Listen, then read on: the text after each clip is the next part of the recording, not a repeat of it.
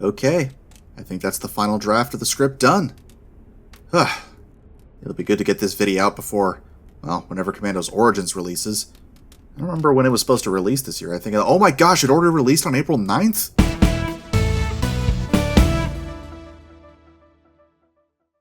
Commandos Behind Enemy Lines is a 1998 stealth real-time tactics game made by Spanish developer Pyro Studios.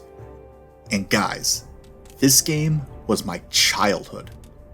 I can't quite remember, but it was either this game or the original Red Alert that was the first game I ever played. Or maybe it was a Humongous Entertainment game. My memory's not what it used to be. In this game, you play as an Allied officer in World War II, commanding a squad of commandos from various different backgrounds to put a dent in the German war machine. The game starts with the fall of France and the retreat from Dunkirk, where the British are struggling to take the momentum back from the Third Reich. Through a series of 20 missions across the European theater, you are tasked with destroying fuel depots, harrying supply lines, and generally causing havoc behind enemy lines.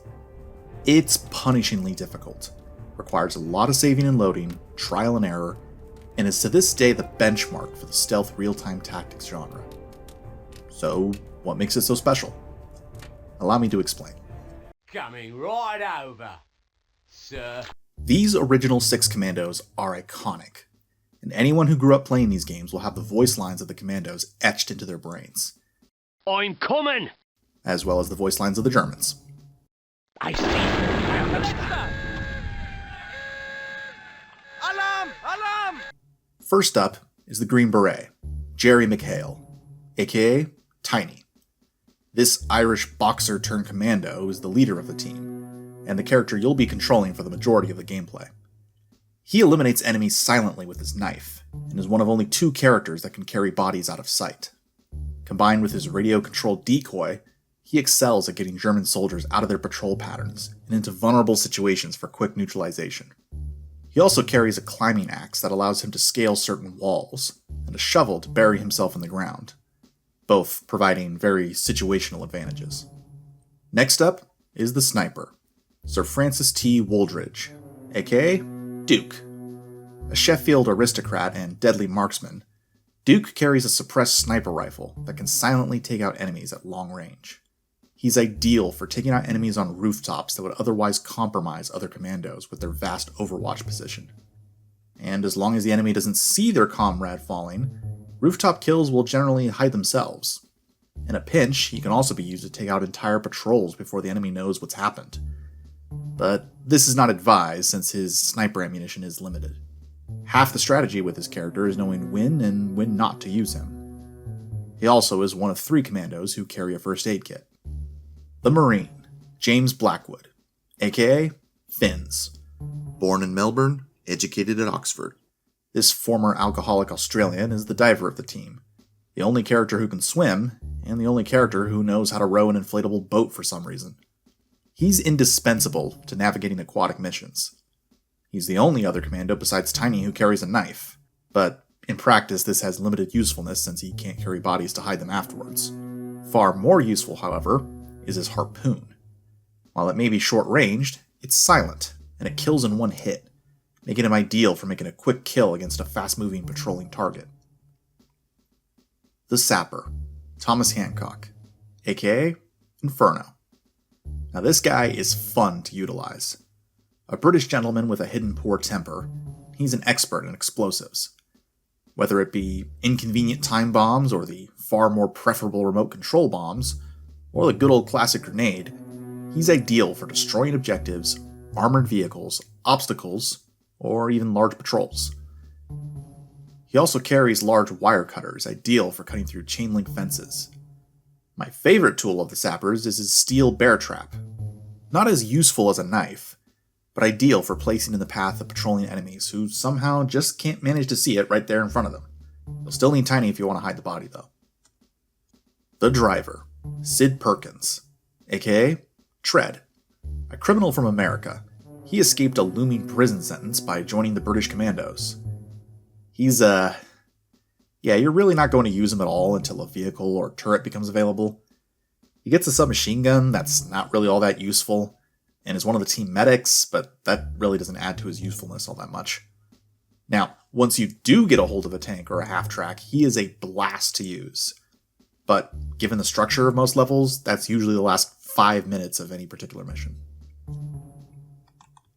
The Spy, René Duchamp, aka Spooky, a polyglot fluent in French, German, English, Italian, and Russian, and a master of disguise.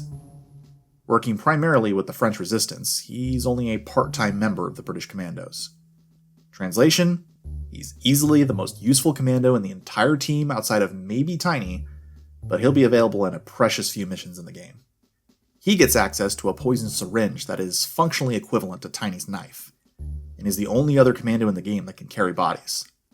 Once he gets access to an enemy officer uniform, he can walk amongst almost any enemy soldier without being recognized as a commando. Of course, the game will usually put this enemy officer uniform halfway through the mission just to make things difficult. But then, sometimes he'll start the mission already in uniform, so then why can't he just do that every time?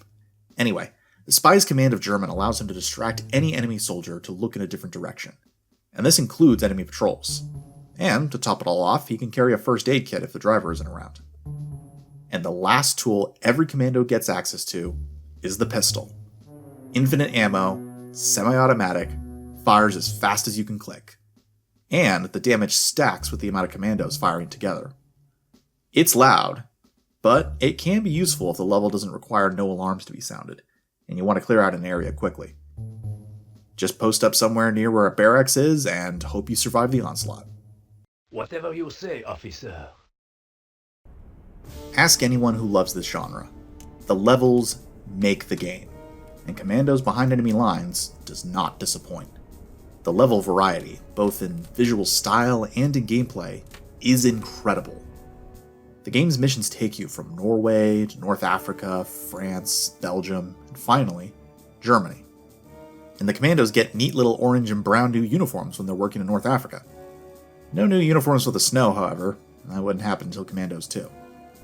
In addition to the obvious traits like being challenging, expansive, and requiring both careful planning and risk-taking, many of the levels also have a sort of key gimmick that make it stand out in the player's mind.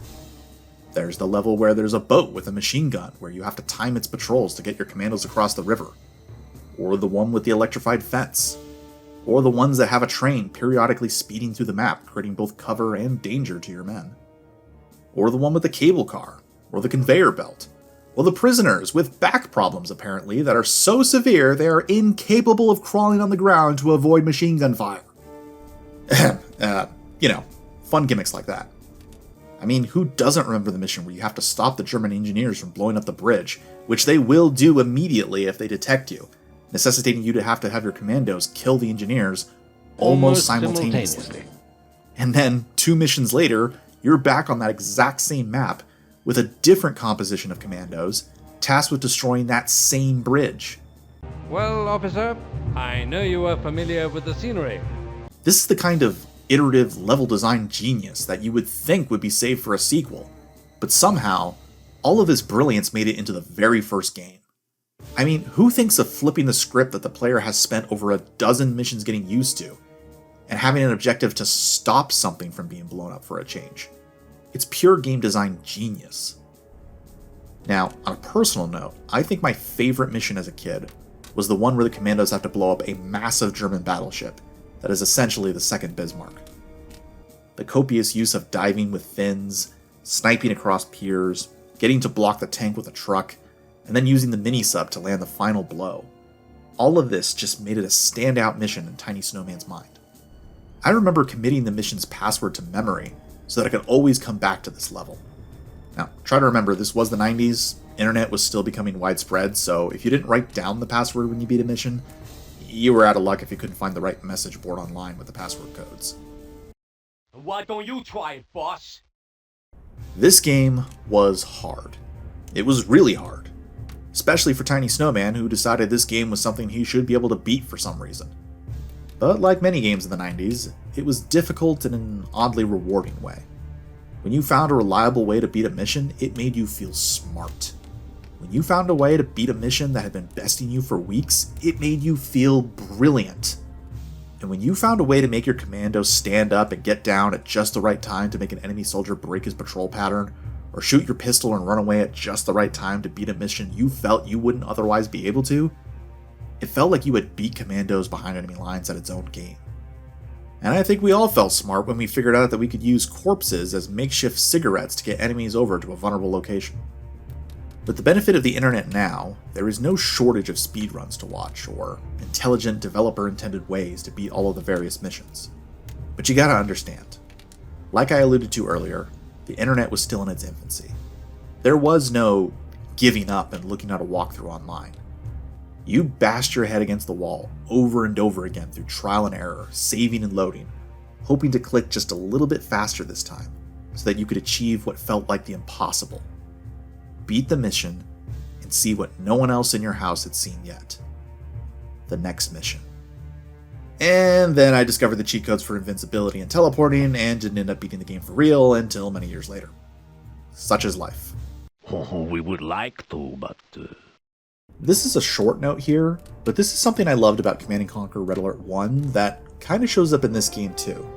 For the first several missions in this game, your commandos are sent to complete missions in Norway, in the aftermath of the retreat at Dunkirk. Most of the missions are of very little consequence to begin with, destroying supply depots in the middle of the frozen tundra to give resistance efforts a couple days worth of leeway from German tank patrols, knocking out a radar to make the occupying forces think that Britain is planning an imminent invasion of Norway, blowing up a German headquarters in Norway just to boost morale in Britain during the London bombings. As hard as these missions are, it's sobering to remember that your actions are little more than minor sabotage and propaganda sorties in the face of the larger war effort. But then, as the missions go on, your impact becomes ever greater. You begin hampering Rommel's forces in support of the Allied campaigns of North Africa, taking down German wonder weapons, and even laying the groundwork for the D-Day landings at Normandy. By the end of the game, your commandos are tasked with destroying German nuclear weapons. It's a fun, slow progression in the stakes of your missions that lends a fun atmosphere and context to all of the brutal missions put before you. Of all the Commandos games, Behind Enemy Lines probably remains the one with the most difficult missions. Well, except maybe Commandos 3, but that is not because of well-designed levels. I'm coming! That's easy. This game was special, and as I replayed it for the millionth time to get footage for this video, I realized that it wasn't just rose-tinted glasses of nostalgia that made it seem that way. Little things like the last save slot you used glowing so that you can keep an iterative save system. The view cones of the enemy soldiers expanding in their immediate foresight but shrinking in their peripheral vision. Some missions having enemy patrols capture your men and move them to a prison. Elevation changing what enemies could see. I could go on. This game wasn't just a nostalgic fun memory from my childhood. It was a dang good, really well-designed game. The people who worked on this were talented, and I hope if you get nothing else from this video essay, you'll remember that. As I said at the beginning, this game was my childhood, a hallmark of a genre that died for a good long while before being semi-revived by indie games inspired by games like Commandos. Does that sound a little familiar? What can I say? When it comes to video games, I gotta type.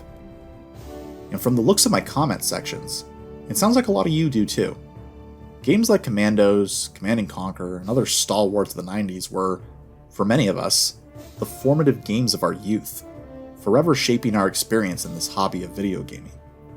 And with the newest entry into the series, Commandos Origins, having just released as of the upload date of this video, I thought there was no better time to return to the game that started it all.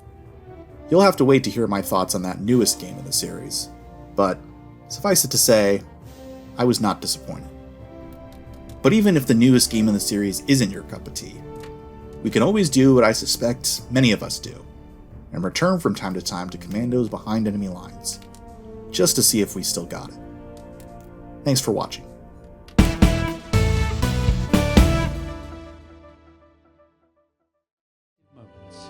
A small, brave group of commandos.